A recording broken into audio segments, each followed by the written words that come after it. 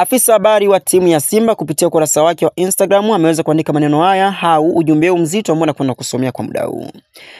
Nimepitia kwa utulivu matakwa ya nyuma mwiko waliowasilisha bodi ya ligi. Nimeona kuna usela mwingi badala ya hoja za msingi. Unataka katibu mkuu wa TFF wajiuzulu kwa kushindwa kusimamia waamuzi. Pengine amjui kazi za katibu mkuu.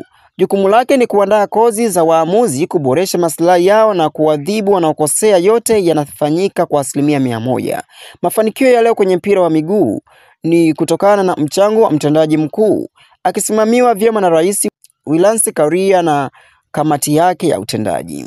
Timu zetu za taifa za madaraja yote zinapishana kwenye michuano ya Afrika. Hii ni kazi ya katibu mkuu. Siko hapa kwa ajili ya kuelezea mafanikio yake, lakini itoshe kusema tu mpira wa miguu hauko tayari kumpoteza lulu kwa maslahi yenu. Wanataka pia mtendaji mkuu wa bodi ya ligi Almasi Kasongo naye ajiuzulu. Kwa kosa gani? Ubaya wa Kasongo umeanza lini? Wakati mnachukua ubingwa mara 3 hamkuona ubaya wa Kasongo. Kasongo huyu chini ya utawala wake ligi yetu imeshika nafasi ya 4 kwa ubora barani Afrika. Vipo vilabu vinavyojiendesha kwa fedha kutoka kwa wadhamini waliotafutwa na bodi ya ligi ya Kasongo. Tuambiane tu, hatujajiandaa kwa kumpoteza Kasongo hivi sasa. Mazuri yake ni mengi kuliko ubaya mnaompakazia. Ninachokiona mimi haya ni mapambano ya kutaka kuweka watu wenu kwenye nyadhifa hizo, na sio watende haki bali wasimamie maslahi yenu. Hatuwezi kuruhusu hilo litokee. Mikwara ya kuwa hatushiriki ligi ya msimu ujao mpaka matakwa yako yafanywe kazi, huo ni mkwara wa bata.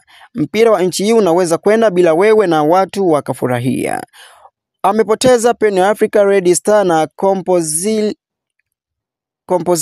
Wewe ni nani? By the way, timu yenu ni Sports Club.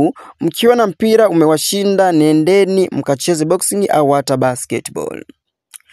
Una mtazamo gani ndugu mtazamaji wa Varada Online TV? Maana hapa kati hizi siku 2-3 kuna mvutano mkubwa baina ya Yanga pamoja na Simba kuhusiana na mambo ambayo Yanga walikuja akawasilisha katika bodi ya ligi kuwa hawajapewa ubingwa wao ambao waliweza kujishindia kwa misimu 3 mfululizo, ambapo walisema ili waweze kucheza takiwa waweze kupewa msimu mmoja wa 2023 mpaka 2024 ili waweze kucheza mechi ambazo zipo hivi karibuni.